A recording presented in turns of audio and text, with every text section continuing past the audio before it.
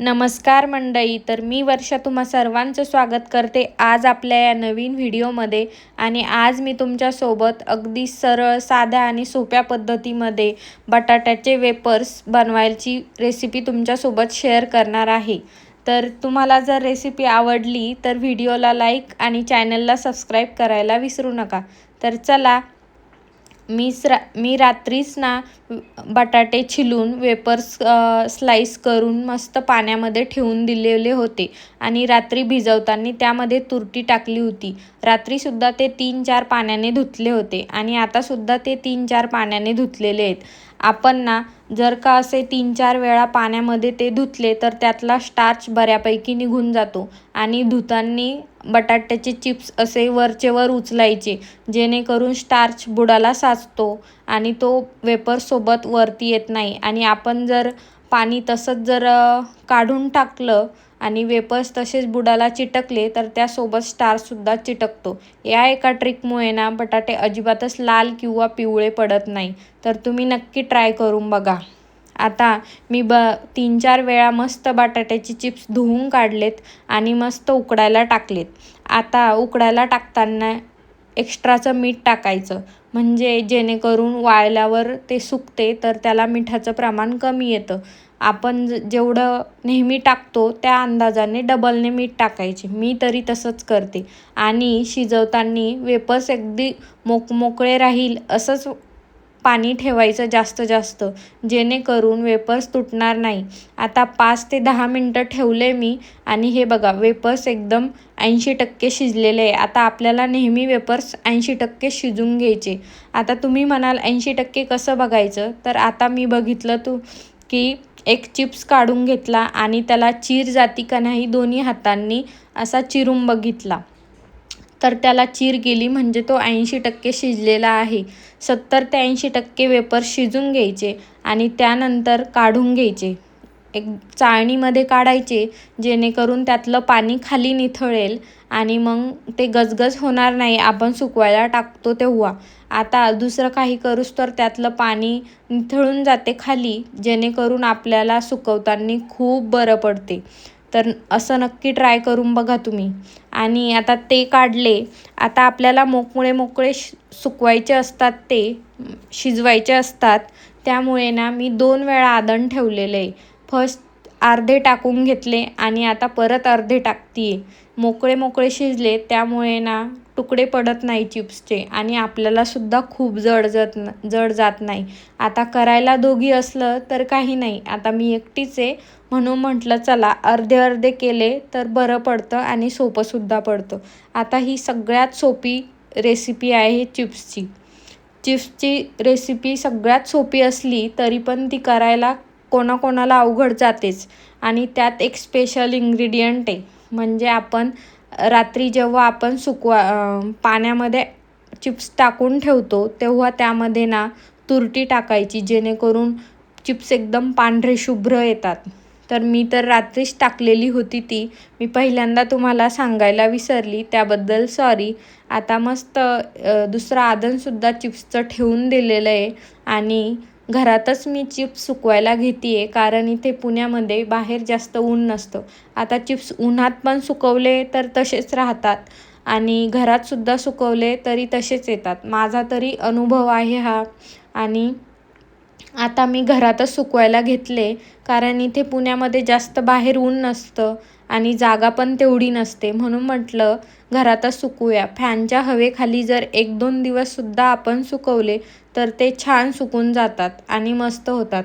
आता काही चिप्स मी उन्हामध्ये वर टेरेसवरती सुद्धा नेऊन टाकेल आणि तुम्हाला त्यातला फरकसुद्धा दाखवेल. फरक काहीच नसतो, सेमच असतो, तर तुम्हालासुद्धा तो कळेलच. आणि ही अशी कामे सकाळीच केली तर खूप बरं पडतं आणि सकाळी मूड थोडा फ्रेश राहतो. त्यामुळे अशी कामे शक्यतोवर सकाळीच करावी. आणि आता सान्वी एकीकडे झोपलेली आहे सकाळी, त्यामुळे मी हे चिप्स बनवायला घेतले. आता लहान मुलं जर असतील तर त्यांच्या झोपेप्रमाणेच तुम्हाला करावं लागतं, पण शक्यतोवर सकाळी केलं ना की पटपट होतात अशी कामे आणि मूडसुद्धा खूप फ्रेश असतो. त्यामुळे आपल्यालासुद्धा खूप सोपं जातं. आता सकाळचे 6 वाजलेत आणि माझे सगळे चिप्स असे सुकून झालेले आहेत. हे बघा किती छान दिसताय.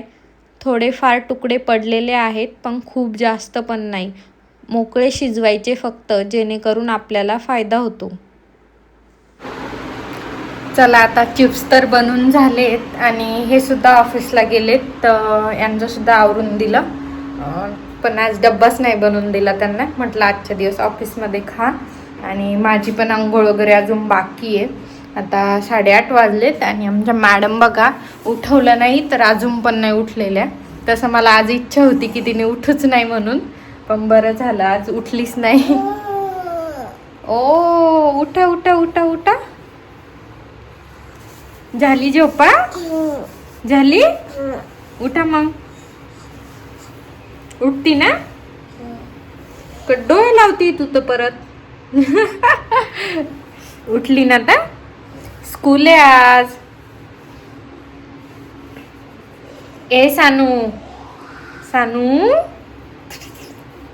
अग, तिला अशी सकाळी उठल्यावर खूप असं तिला असं वाटतं मम्मी आणि पप्पानी माझी लाडच करत राहावं.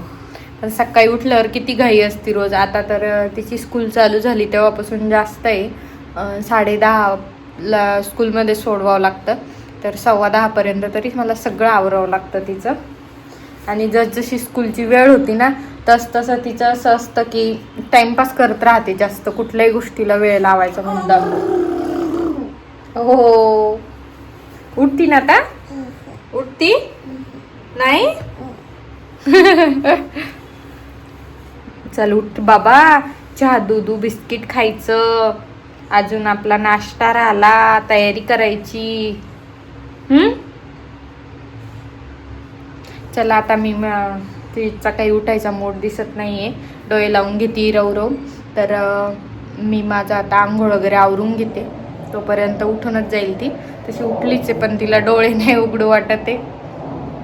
आता पाणी तापलंय माझं आणि चिप्स वगैरे करून झाल्यानंतर जे भांडे पडले होते ना ते सुद्धा घासून ठेवले. सगळं आवरून घेतलंय घर, कपडे वगैरे, इकडचं तिकडचं सगळं सामान. हे बघा ऊन येतंय खिडकीतून. तसं इकडून जिकडनं गॅलरी आहे तिकडून ऊन येत नाही, इकडून विरुद्ध दिशेने ऊन येतं. त्याचा आम्हाला काहीच फायदा नसतो. ते फक्त चमकतं. एकतर रूममध्ये पण येत नाही, जेणेकरून ते वाळले असते.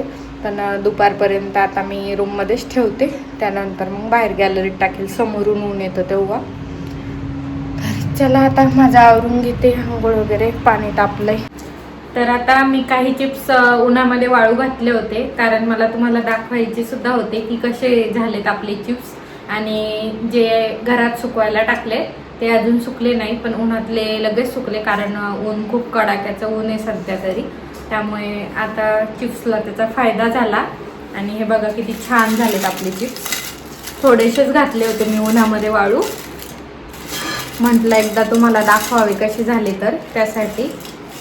तर खूप म्हणजे असे पांढरे शुभ्र झालेत बघा. तर आता तळून दाखवते कसे येतात. तर आता तळल्यावरच समजेल नेमके कसे आहेत.